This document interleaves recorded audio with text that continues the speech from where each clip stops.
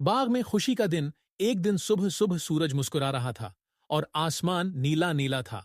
नन्हे नन्हे बच्चे अली, मरियम, हुसन, लाइबा और जैनब अपनी छोटी छोटी टोकरियां लेकर बाग की तरफ निकले।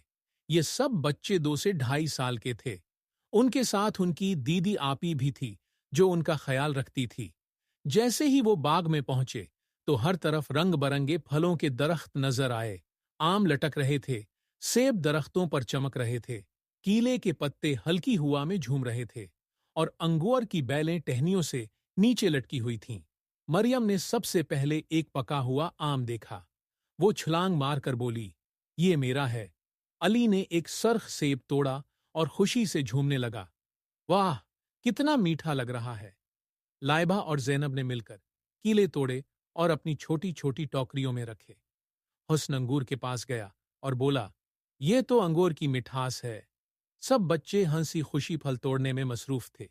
वो एक दूसरे से फल बांट भी रहे थे।